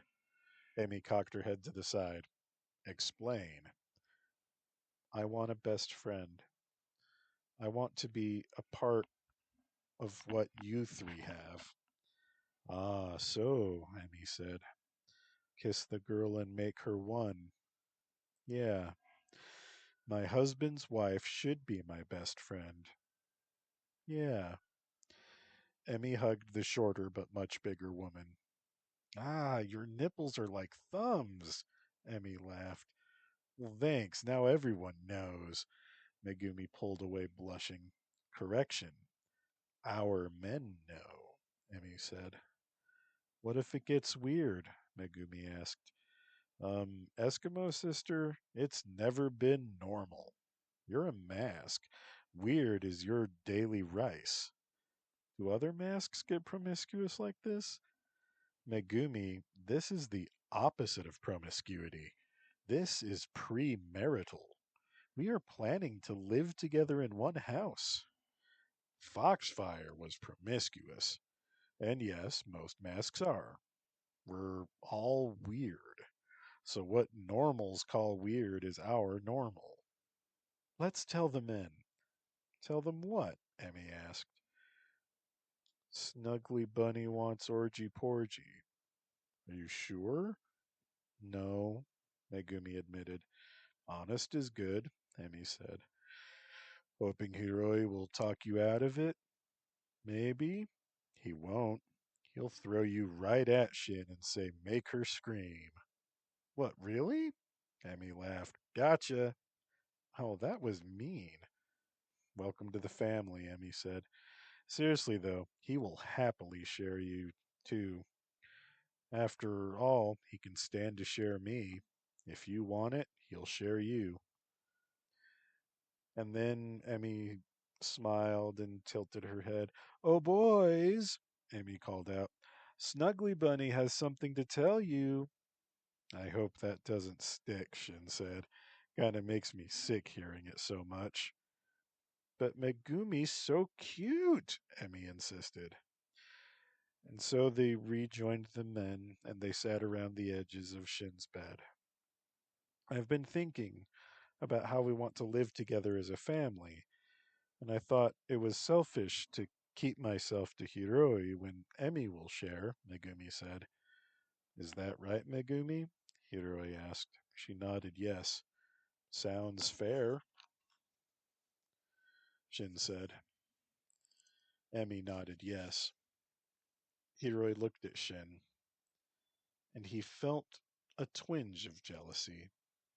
There was one way to bury that. If they shared both women, they couldn't get jealous, could they? Fair is fair. If I love you all, share and share alike, Hiroi said. It doesn't mean I'm a slut, does it? Megumi asked. No, Hiroi said. No, Shin agreed. Hell yeah, Emi shouted. Slutty like Emi. They all laughed. Well, now that that's done with, let's watch a movie, Megumi said. Shin pointed at her retreating form and he whined. But she promised orgy. You heard her. It's 2 in the afternoon. Settle down, Hiroi said. If you're good, I'll let you put a hand down my shorts, Emmy said, and began to pull him to his feet and bounce a hip at him at the same time. Shin looked at his penis. Last time I ever let you talk for me. Shin turned on his rice cooker and dug out some dehydrated mushrooms and jalapeno and beans and set them to soak in hot water. What are we watching then? But that's not sexy. You have all the sex you need right here, Mr. Man. Megumi spanked herself. If I don't get a piece of that tonight, I'll become an insufferable whiner, you know, Shin warned. It gets worse? Quick, Megu, flash him. Hiroi teased. Megumi started up the movie. Very well, she said, and unbuttoned her blouse. Emi whooped. Hiroi howled. Megumi opened her blouse to flash them first, and then said, "Oh, Shin-chan, I hope your hands are empty," and turned to show him. "They are like thumbs," he said in awe. "I gotta have 'em," he shouted, and then he playfully chased after her, making kissy sounds. Megumi squealed in mocked terror and pranced to hold the butt stool in front of her as a shield. "I warn you, I have powers," she said. Shin pursued her. "Fast power goes," she said, and tossed the stool to him. He caught it easily. "You are right in the groove of my playful style, Megumi-chan. It's like you already know me," he said, setting the stool down. "I don't, though. We're just in a bad story," she laughed, and then opened her arms and bosom to him.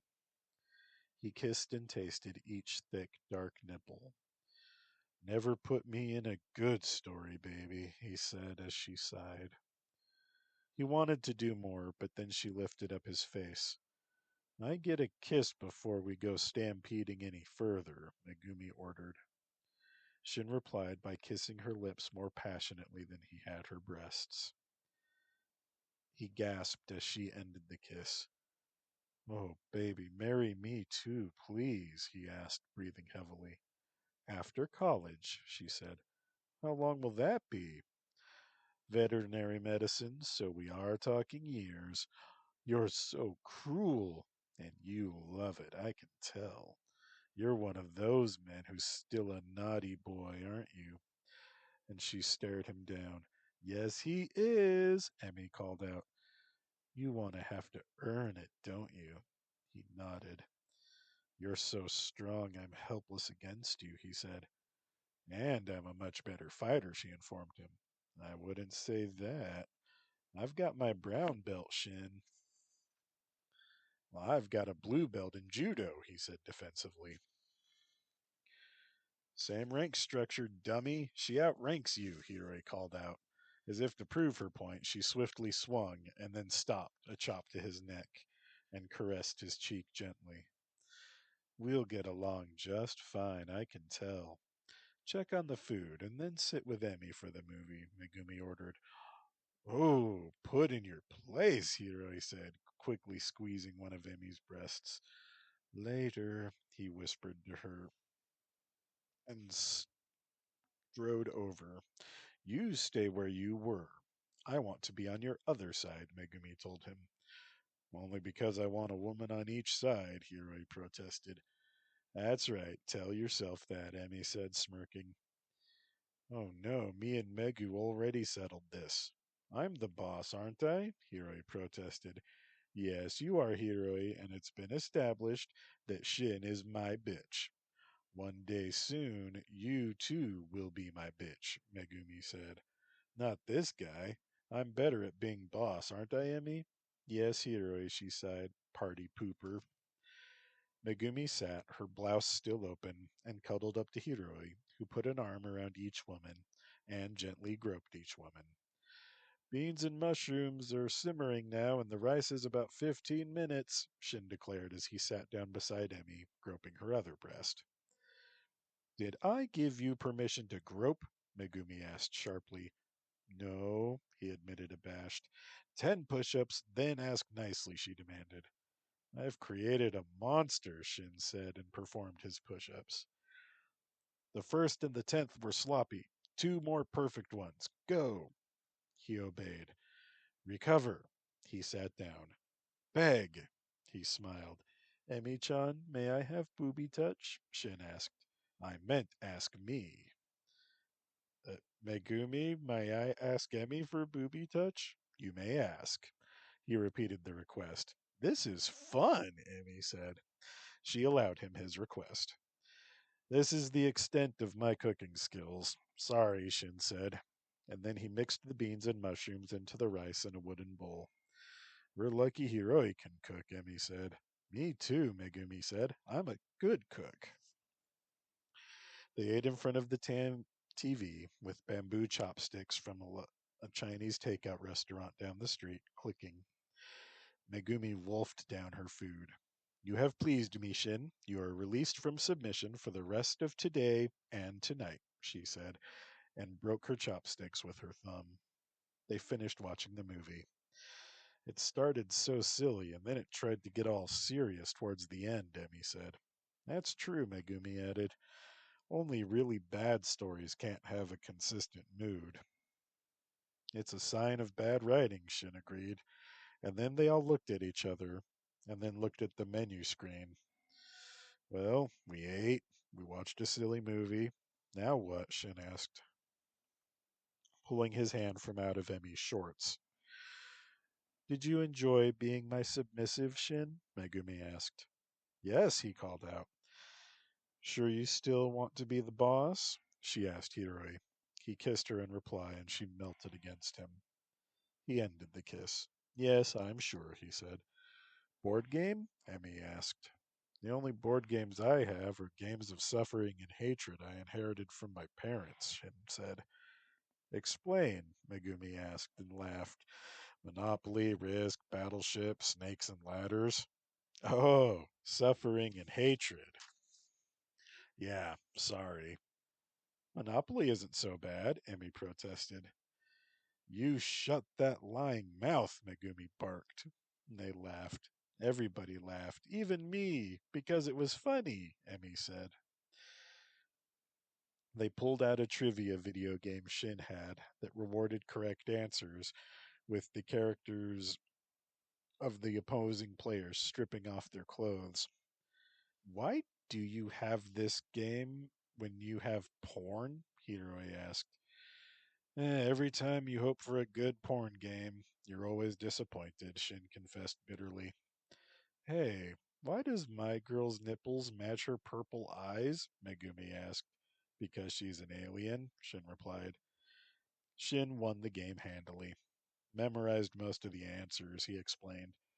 It should be no surprise that I rarely entertain and masturbate a lot. Nope, said Emi. Megumi still hadn't bothered to button her blouse. She picked Shin up one-handed and then set him back down gently. You may undress me, she said. Fade out. Shin's bed was not big enough for all four of them to lay together, so he unrolled a spare futon from his closet, and Hiroi and Emi laid there. And they talked and reminisced, and Shin was caressing Megumi's muscles, tracing his hands along her body and following the lines of her musculature. There is nothing more decadent than being touched all over, Megumi said, with a pleased grin, and then adding a feline stretch. Megumi's phone beeped. It was a text message from Momo. We should hang out more. I just got released from the hospital. You want to go see a movie? Megumi felt pained. Here Momo was reaching out to her, but she did not want to leave her lovers, especially since she was breaking in Shinichi so well. How to let her down? She asked for help. Shin looked at the text and read it aloud. I say, tell her you're too busy getting your brain screwed out, Shin suggested, squeezing her butt. Or she could say something that won't ruin her friendship and partnership, Emi added.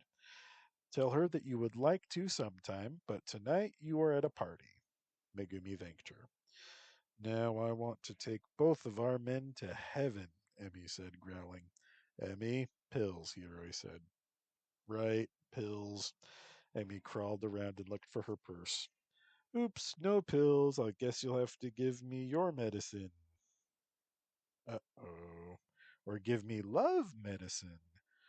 What do you mean, oops? Shin demanded, frightened. I must have thrown those icky things away for taking fun away. Rawr! Who wants to nail me in the shower? Emmy, we're going to put on clothes. Ooh, clothed sex. It's naughty. Want me to be a slutty boss? First clothes, Emmy, Hiroi said. Including underwear, Shin ordered. Emi had picked up her blouse. Okay, I'm wearing the sexy lacy bra, though, she said. Megumi watched everyone dress in confusion. They were moving so fast. What happened to Orgy Porgy? She asked, catching her blouse as Hiroi tossed it at her. Emi stopped buttoning a skirt that she had stored in Shin's closet. She started clapping and chanting, Orgy Porgy, friends and fun. Just get dressed, Megu. We're going on an adventure, Shin said. Yes, adventure. Come on the adventure with us, Megumi, Emi said, finishing her buttoning. Megumi hurried to dress. Once they were all dressed, Shin asked, Emi, did you really throw away your pills? Yes, sir, Emi said, downcast. All of them? Yes, sir. Hiroi looked at Shin. Emi, if you throw away your medicine ever again, we promise to never wife you, he said. And Shin added, You must always take your medicine, Emi. We can't marry you if we can't trust you. And you know your meds do not take fun away. And Megumi added, We still love you very much. Okay, Emi said. Where are your meds? In the bathroom trash can, Megumi, Emi admitted. Shin ran to the bathroom. It hadn't been retrieved by Trashbot yet. He dug through the mostly paper garbage and found 2 prescription pill bottles. He shook them. The rattle of pills inside was the sound of joy. We're good! Pills in hand! Shin called out. There was much rejoicing. They watched Emi take her medicine. Hanako, party playlist, Shinichi ordered. Dance music began to play. The 4 joined hands and danced. Well, sort of. Sitting down to rest later, Hiroi said, I was certain we'd be going to the pharmacy. But I didn't destroy the pills, so we didn't have to. I'm a good girl, Emi declared. No, throwing your meds in the trash was bad, Shin scolded. But we still love our Emi, Megumi said, very mindful that their gathering was due to a suicide. Emi leaned over Shin's lap to hug her. And then it was like taking a piece of a kaleidoscope away from her eyes, and Emi was stable again. Her emotions and her feelings were too wild when she wasn't medicated, and sometimes her emotions were cross-wired. Sometimes she'd get overwhelmed and go numb, no feeling at all. Music, light, colors, textures, ordinary sensations took on completely different context off her meds. Nothing in the world is more terrifying than distorted electric guitars. The vibrations are full of menace. Dry hay hates you. Freshly cut grass is concentrated melancholy. The color orange is nauseating. Normal people could not understand. They had no frame of reference. But the world was on the rails again, and she didn't need sex to feel happy and worthwhile. But sex without the filters of her meds, nothing in the world could match that rush, feeling her lover's heartbeat pulse through her, his sweat smell, his and her breathing and the moaning. It was a symphony of ecstasy. It was heaven on earth. Sometimes she needed it. The problem was, like any addict, her need became obvious if she wasn't careful. How could she explain it to her lovers and make them understand? How could she explain it to Megumi? Man, after sex, Shin was really latched onto Megumi. She wasn't supposed to be his type. Emi was his type. Why was she jealous? They took notice of Emi's introspective silence, and she felt their eyes on her. Hi, she said. Please don't judge me. I'm a sex addict. Hiroi held her hand. Hanako, music off, Shin said. Go ahead, Emi. Help us understand. We don't think any less of you, Hiroi said. And so she unloaded all of her feelings. What went through her mind when she wasn't medicated, what still went through her mind when she was, how utterly paradisiacal sex could be for her, and lurking always the uncertainty that she was a disappointment to everyone, and the certainty that she was not good enough, but for her body and for her eagerness for sex, and her newfound possessiveness of Shin and Hiroi, and her jealousy toward Megumi. Hiroi also confessed to a feeling of jealousy, and Megumi got very embarrassed. I'm not worth getting upset over. I'm just ugly Megumi who keeps failing to be pretty. I even had braces in junior high, she protested. Shin said, You know who else was always ugly? Me. Go Team Uggo, Hiroi said, raising his fist in the air. And I developed early, and all the girls hated me and called me names. They made fun of my freckles, and I had an afro, and the female teachers were the worst of all. They told me I was flaunting my body and trying to seduce the male teachers. I didn't even know what sex was, Emmy said, crying. I was innocent once, she added. And you were a virgin until me, Hiroi said. Actually, my first was Shinichi. I didn't lie to you exactly. I just let you believe what you wanted, Emmy said. It was so beautiful. You thought we were each other's first, and it made you so happy. And that bitch Harumi made you feel worthless. And I wanted you to have that feeling. You you looked like an angel that night. My own angel. I made you look like that, filled with beautiful, sacred light. Please forgive me for not telling you the truth. Hiroi bent over and something broke in him. He cried. I was so dumb. I didn't know the difference. Oh, God. All this time I thought I was so special because you picked me over Shin. Ha! You have to laugh, right? Of course I wasn't your first. Shin's smarter and he's more fun. And he let out hideous laughing sobs and leaned back, the tears pouring down his face. You were my first Hiroi, Megumi said in a small voice. And it was beautiful. You were gentle and attentive, and you made me feel so desirable. You taught me, and you were patient. You were everything a first time should be, and I never thanked you. And he looked at her. That! That's the angel face, she declared. Emmy crawled around Shin and she kissed Megumi right on the lips.